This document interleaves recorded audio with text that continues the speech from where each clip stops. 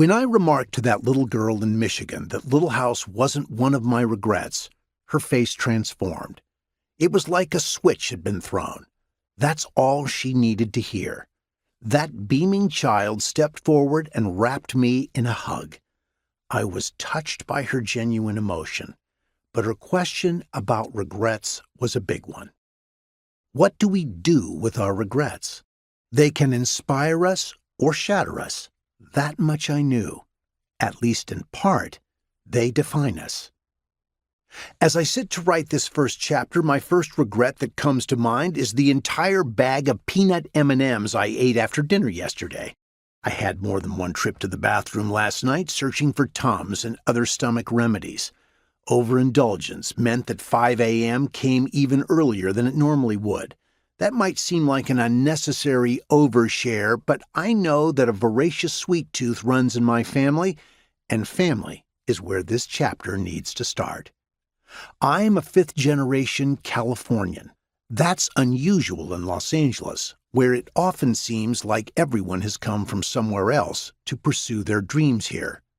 My family has been in the Americas since the 17th century. You're not listening to my memoir for genealogy, of course, but my family history has shaped my life in ways it has taken me years to understand, and it is a vital part of my story. My family history also parallels that of the real-life man behind my most famous role, and that's a good place to start. Almanzo James Wilder's family arrived in North America in the 1630s. My earliest American ancestors arrived in that same decade. Almanzo's father, James, was born near Milton, Vermont, in 1813. His parents, Abel and Hannah, eventually moved their family to the Salmon River Valley, 2 miles from the village of Malone in the state of New York. In 1840, James bought the land on Stacy Road and built the farm where his son Almanzo was born in 1857. That farm, which I have visited many times, still exists today as a historical landmark.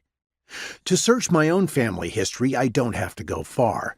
3 steps from my dining room table, an old brown book sits on the shelf.